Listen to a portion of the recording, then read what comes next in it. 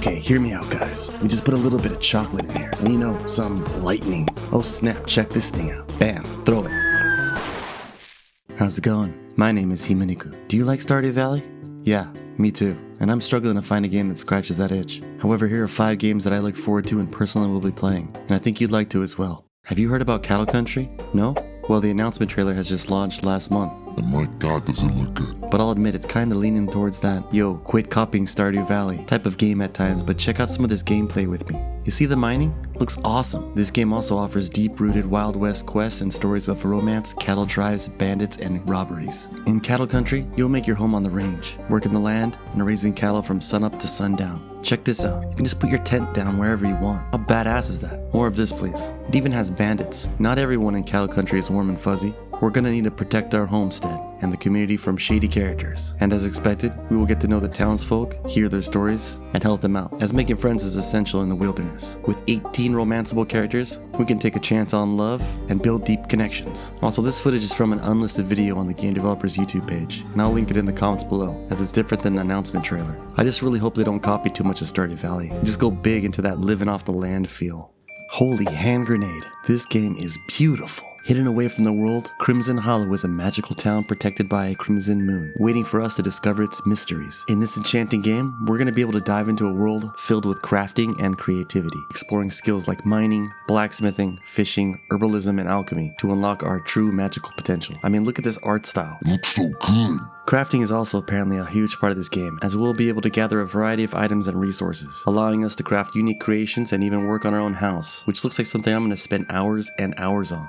Boom, quests. They play a vital role in Crimson Hollow. By completing tasks for the villagers, we're gonna earn income, crafting recipes, and special items. And these quests also reveal the rich backstories of the villagers and uncover the town's hidden secrets. Now, building relationships with the residents is at the heart of the game. We can also customize our character with unique outfits, hairstyles, and skin tones. And as we progress, we're gonna be able to adapt our appearance to reflect our own playstyle and story. How sick is that? Now, Crimson Hollow offers a magical, immersive experience filled with exploration, crafting, and deep connections with its inhabitants. On top of that, it's being mostly created by a single developer named Crystal, and she posts updates about the game on a regular basis, and you can subscribe to her YouTube page. What a badass.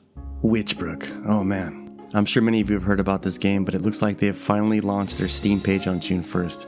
And even though we still only have screenshot, the hype is real. I personally love isometric games and the pixel art looks amazing. We're going to be enrolling as a witch in training at Witchbrook College in order to learn how to harness the magic around us in this detailed life simulation and social RPG. We're going to be able to make friends, find love, and help others to live their dreams as we travel together on the road to graduation and beyond. As expected, there's also customizable clothing, hair, and accessories, and the option to renovate our woodland cottage as we see fit and transform the surrounding garden into a thriving habitat for plants and wildlife. The only thing I'm wondering is if female characters are the only option to make. Now, I'm not saying that it's a bad thing. I think a cool, strong female protagonist is awesome. However, once you add relationships into the game, it's a little bit harder for me to roleplay.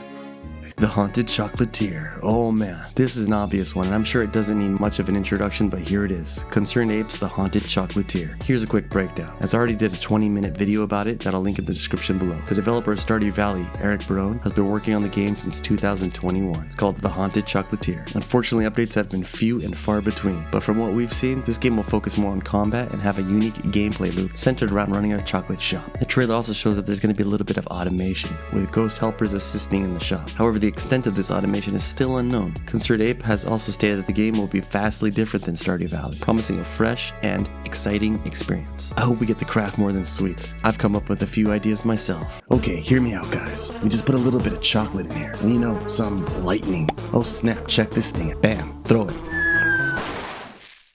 It's called chocolate. No? Okay, how about this? Get some fudge, some fire. Pop, now that's a hot cake. Bam. It's called Fudgement Day.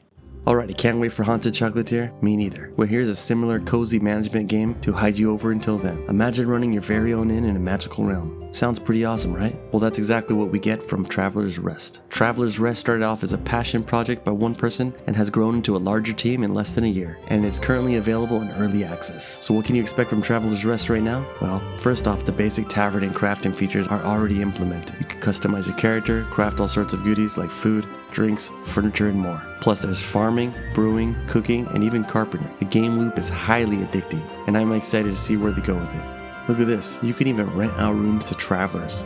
It's all about making your tavern the place to be. Now let's talk about what's coming out with the full version. The developers are planning some amazing updates, including some recipes for food and drinks, new items and furniture, and even more ways to interact with our customers. Think quest giving, spreading rumors, and more. There's a whole world to explore, an overarching story to dive into, collectibles, achievements, and yes, even magic. Plus multiplayer is on the horizon, so you can run your tavern with friends. It's freaking sick. Like I mentioned before, this game is still in early access, so they're actively seeking feedback from players. Your suggestions could shape the future of Traveler's Rest. They have also just released an update this month, which adds a ton of story and new city to explore. Personally, I'm going to be waiting on the full release so I don't burn myself out on it.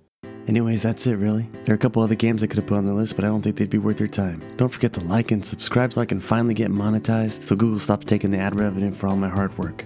Johnny.